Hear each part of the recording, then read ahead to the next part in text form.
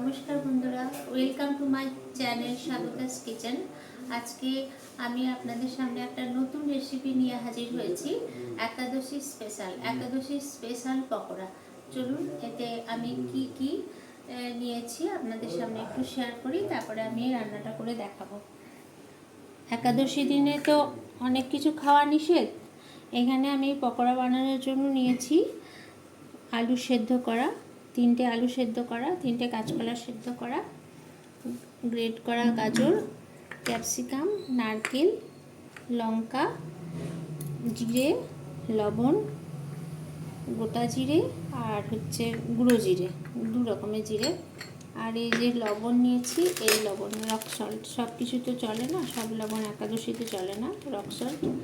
আর সাবু ডাস্ট, সাবুকে ভেজে এটা আমি ডাস্ট করে রেখেছি, সাবু ডাস্ট আর সাবু ভেজা। চলুন তাহলে আমি রেসিপিটা শেয়ার করি। প্রথমে আমি একটা মিক্সিং বোল নিলাম, তাতে আমি আলুগুলো প্রথমে ম্যাশ করে নিই। আমার আলুটা ম্যাশ করা হয়ে গেছে, এবার আমি কাঁচকলাটা দেবো।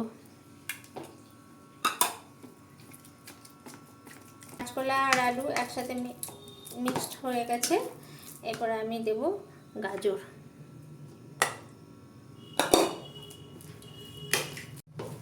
তারপরে আমি দেব সাবু ডাস্ট,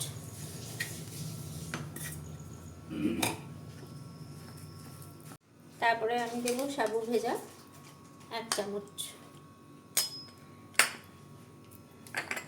নারকেল, ক্যাপসিকাম, কাঁচা লঙ্কা, গোটা জিরে,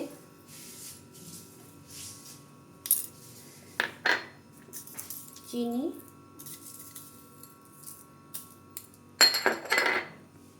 হলুদ অল্প, গুঁড়ো জিরে আর রক সল্ট। এগুলো আমি একসাথে ম্যাশ করব। এটা আমার মিক্সড হয়ে গেছে, দেখুন এই যে বন্ধুরা এরকম হয়ে গেছে।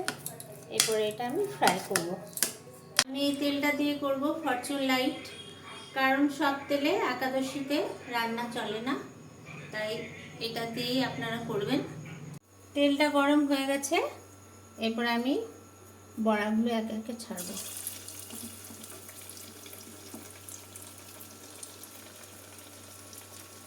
এইভাবে ছোট্ট ছোট্ট গোল গোল করে ছাড়বেন আপনারা।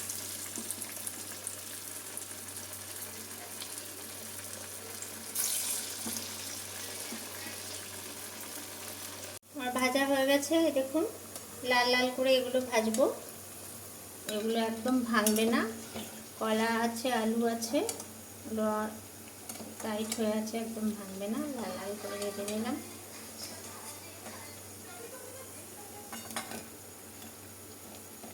দেখুন বন্ধুরা আমার বড়াগুলো সব রেডি। একটা আপনাদের আমি ভেঙে দেখাচ্ছি। এই দেখুন কত সুন্দর খেতে, মচমচে, ভীষণ টেস্টি হয়। বাড়িতে অবশ্যই এভাবে তৈরি করে খাবেন। একাদশী স্পেশাল বড়া। আর খেয়ে কেমন লাগলো অবশ্যই কমেন্ট বক্সে জানাবেন।